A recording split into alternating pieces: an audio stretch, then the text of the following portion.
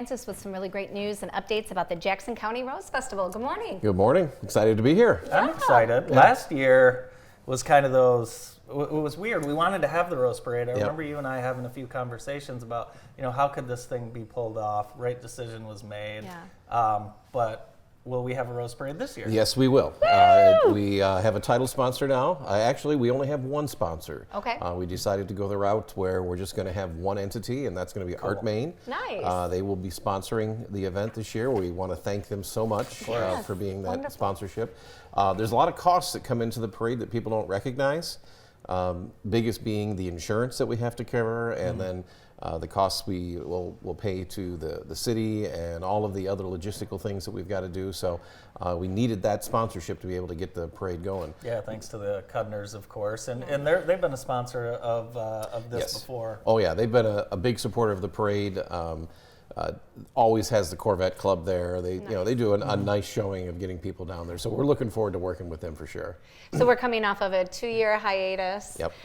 Where you guys went through a lot of changes, and it sounds like you were kind of the captain keeping the ship somewhat steady. Yeah, we're suffering from volunteers, just like probably every other nonprofit organization is. We've got 3 people on the board besides myself. Oh.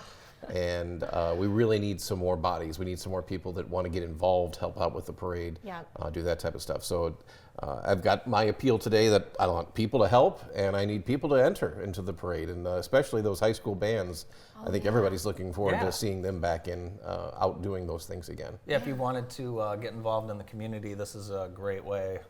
This is one of the banner events. Now, the parade route will be different. Is it route or route? I think it's route. Is it? I think it's either. Route is what happens when I play basketball anymore. I get routed. There you go. Thank you. I knew you'd know the answer to that. I'm excited about this new route.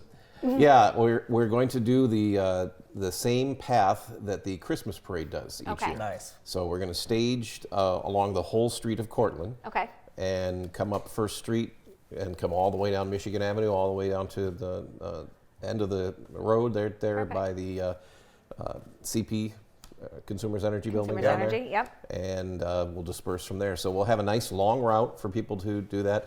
Far fewer streets to block off, which makes it logistically a lot easier than going all the way down Greenwood down to the park. So I think it'll be a great place to watch the parade. Yeah.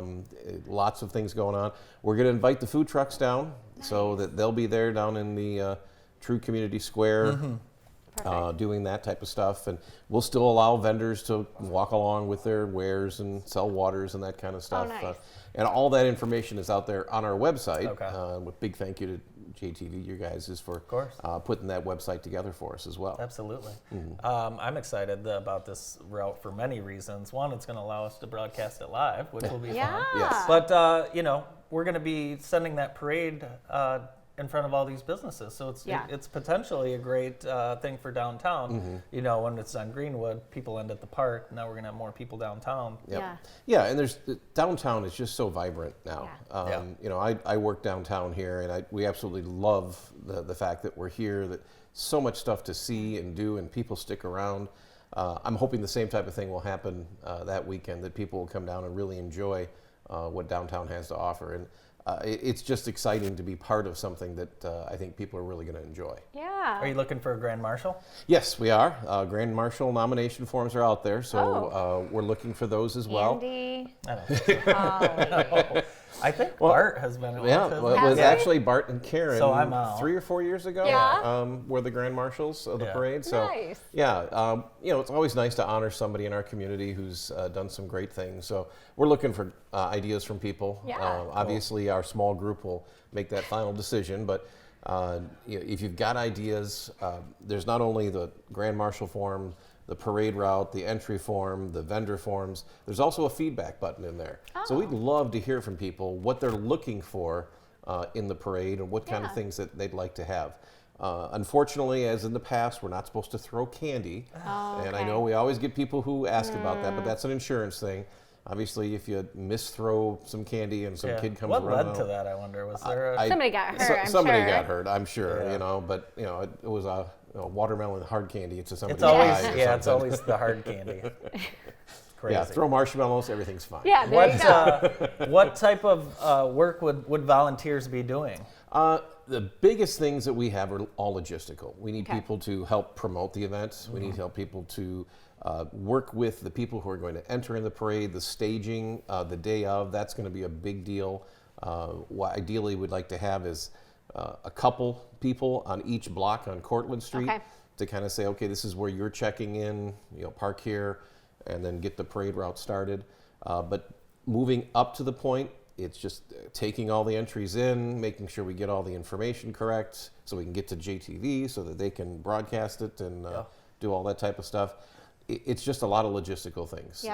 Promoting of the parade is a big deal because we haven't done it in a couple years, and we really need people to realize it's happening again. And unfortunately, with a very small budget, we really appreciate the opportunity to come in and talk to you guys. But of course, we're going to do what we can to put up signs and posters, that type of stuff. But it's just really important that everybody in the community gets involved because that's what makes it fun. Does it cost anything to enter a float? Does not. It's absolutely free to be in the parade. So that's the other great thing about it is it doesn't matter what your organization is. If you just want to bring a little awareness to yourself, come out to the parade, enter a float, walk in the parade, all those fun types of things. Everybody just love parades. And we just hope that we get the participation from the community. Do you remember back in the day they used to have like the strongmen in the parades? Oh yeah. Do you remember that? There was a Mr. Rose City. Yeah, it used to be at the Michigan Theater. Oh, I'm putting that in my suggestion.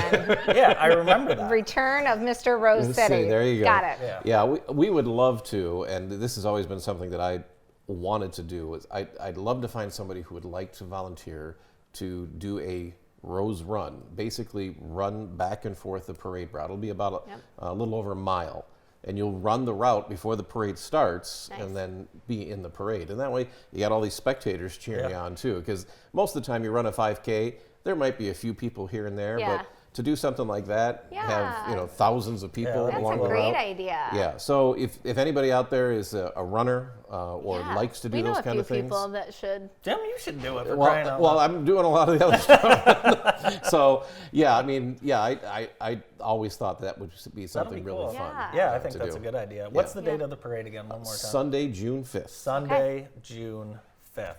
How about the Rose Pageant? That will be back this year. Yes, the pageant is back, and we're going with the downtown theme again. We're going to do it at the Michigan Theater. Yay! And that's that first Saturday in August. Okay. We're going to do the pageant and the teen pageant in the same event. Okay. It used to be we've done one on Friday night, one on Saturday. We're going to combine the two together. Nice. Leslie Bradley and Abby Fitzgibbons are our directors of those two types of things. And we'll also bring back what we call the Rosebud pageant, and those are all the little preteens, little kids and stuff. We do that on Saturday morning, and the winners get a chance to be in the pageant that night. So it's kind of a fun little thing to just get anybody involved that would like to. Fun. Yeah.